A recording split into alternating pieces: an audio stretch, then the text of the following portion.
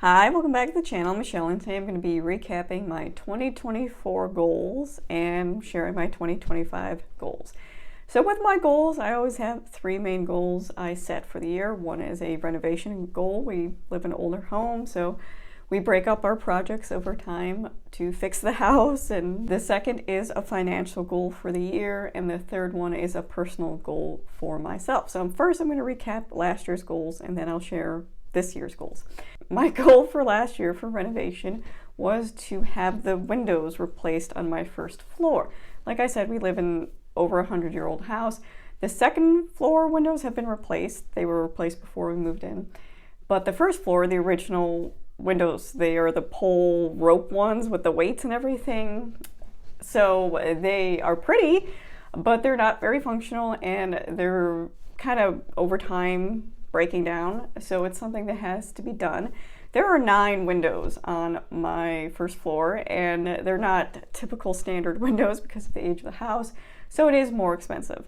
So it's something I've been saving up for years to do, and kind of how I approach renovations or fixing the house, unless it's an immediate have to take care of, like the roof leaking type situation. If it's something that I can save up money for and pay upfront cash instead of financing or paying it off over time, that's how we prefer to do it. And the windows is one of those things where luckily they're still working the way they're supposed to. They're just they're very cold in winter and very warm during summer. They're not energy efficient.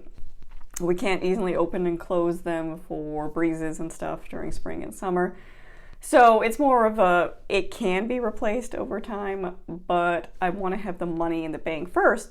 And how I kind of handle that is when we have money left over after, the essential bills, groceries, all the things you spend money for in your budget, I put any extra money we have towards savings. And once we hit the mark of what it will cost to have those windows redone and still have money left over in the savings, because I don't want to deplete the entire savings doing renovation goals. So enough money and money left over in the savings to do it, that's when we'll do it. And this is the second year in a row that I haven't been able to do it. We are really close though, budget-wise. I'm predicting probably this spring or this summer, we will hit that mark where we can fully pay in cash for the windows to be done. So we're almost there, but not quite there. We haven't hit that renovation goal, at least in 2024 we didn't. Next is my financial goal. My 2 financial goals last year was, the first one was to pay off student loans. So I have 2 student loans from when I was in college. And again, both of them are really close to being paid off, but did not get paid off in the 2024 year. So I predict at least one of those will be paid off during the 2025 year. It depends on, again, how financials go, budgets, and things, prices change. And again, it's all the extra money I have at the end of the month that I'm trying to put towards these things. So that did not happen, but very close again. Next financial goal was to have a Christmas sinking fund. So take money every month and put into savings to fund Christmas. That way, normally in the past, it has just come out of our normal December budget, and I've always had that number marked because, again, we're a single income family by choice, but that means we have to budget pretty carefully.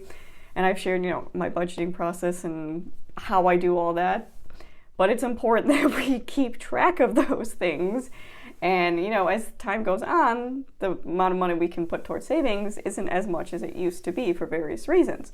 But we did do the sinking fund this past Christmas, and it worked really well. I really liked having the money there and set instead of having it in December and January coming out of our budget. So that's something I think I will continue to do, and it's already in the budget for this coming year, because I do sit down and make a 2025 budget on Excel and get everything and figure out how much I can put in savings every month, all that. And it looks like that should be no issue, and we'll have plenty of money when it comes for November, December, January, that time of year, to fund Christmas. And I do keep a Christmas budget as well in my Excel spreadsheet of everything I spent. And that gives me an idea of how much I need to save, and I can break that up month by month, that amount can go into savings. So budgeting does help, keeping track of things does help. It does help you kind of predict what you will need and how to break that up into smaller saving goals. So next would be personal, and this one I actually did really well on. My personal goal was hair, and that might seem like a weird goal, but the last few years have made really goals personal to myself. The one before that was a skincare routine, because again, this isn't about vanity or looking a certain way or getting older and looking a certain way. It's about taking care of myself, and that's something I've really tried to focus on, and it's been a real focus of mine since my mom died a few years back. She died at 56, and although I think that's pretty young, she was much older physically just because of, not taking great care of herself. She always put everything into everyone else, which I understood why she did, but it also depleted her to a point where I do think it led to some health issues down the road. So I really want to avoid that. So that's why I make these goals personal to myself. So like I said, the one before last year was skincare routine, because my skin, as I'm aging, is just getting really dry, and I have to, make intentional effort with my body. As I am approaching 40, I've noticed that things just don't do what they used to do so easily, so I have to put effort for it.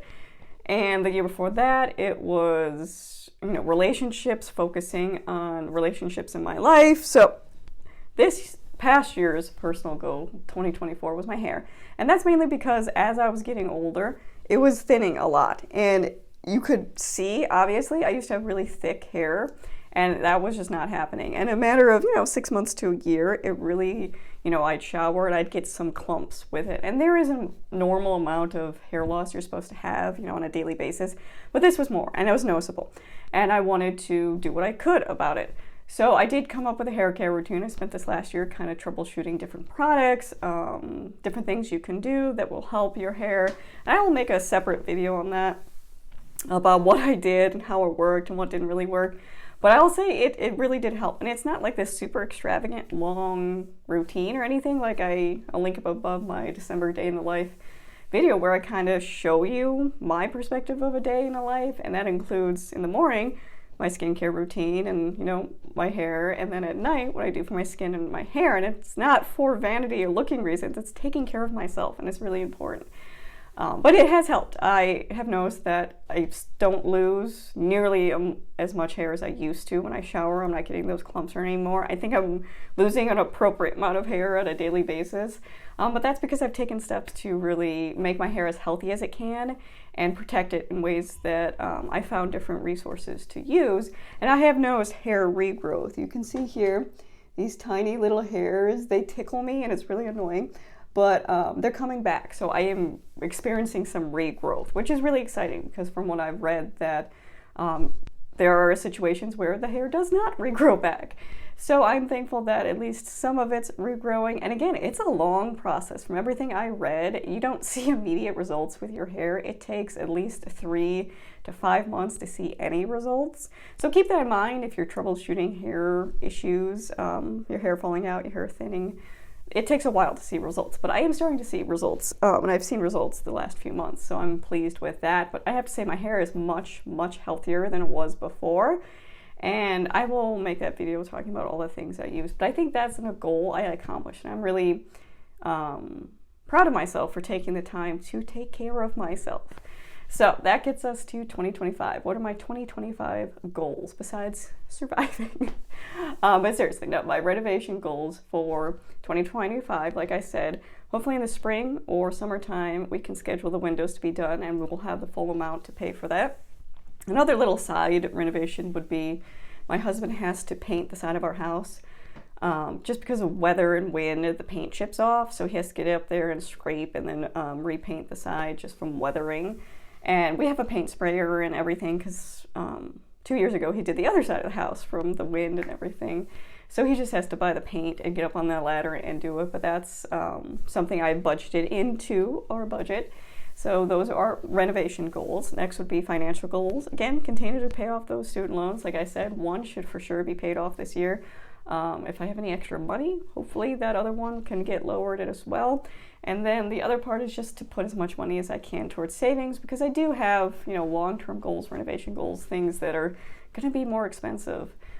We definitely want to redo the kitchen and have money for emergency purposes, of course, as well. And when you live on a single income, it can be a long process to save money. As you can see here, This past year, we had expenses that came up. I talked about this in my last January update, that our FSA, our flexible spending account, with money that's taken out of my husband's paycheck to pay for medical expenses, we used that at the beginning of January last year, because my husband was having testing done for his heart because he's having chest pains and things like that. And luckily he's fine, and that's great, but that depleted our entire FSA, so we spent this entire past year normally having a buffer for medical expenses because my husband has diabetes.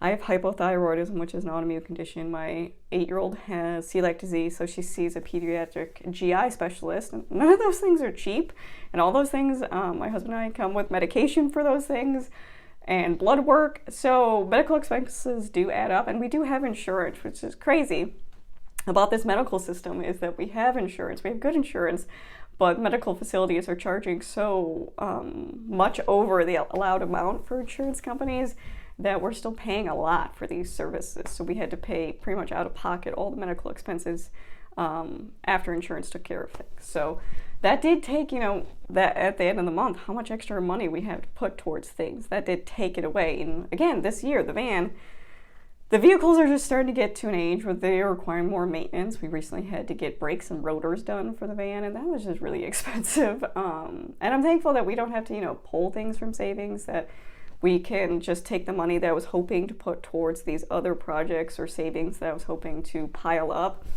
and just take it for that instead. But that does impact the, when I can do these little projects. And like I said, on a single income, you really got to plan long term, do the best you can. So savings is going to hopefully be built up so I can hit some more long term goals, and it's always good to have savings too, in case those emergencies come up. So the next one would be my personal goal, and this year it is to exercise more. And I'm not really excited about it. I'm not a very exercise type person. And it's not for losing weight or any of that craziness. It's because, like I said, my mom died at a young age, and it was from heart disease. And it was because she didn't take very good care of herself. And now I'm pretty active, especially with homeschooling. I'm constantly up, moving around, doing things. I don't get a lot of chances to sit down, but I don't do a lot of intentional, getting my heart rate above a certain, I think it's 120, heart healthy. So I need to be more intentional about exercise, which is something I'm not really a fan of. I'm one of those that I don't really like to run unless someone's chasing me.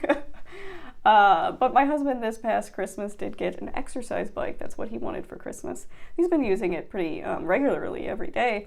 So I've made the goal that I should 3 times a week try to get on that bike, do some miles, and just get my heart rate up for being healthier. Again, it's not for weight loss or looking a certain way.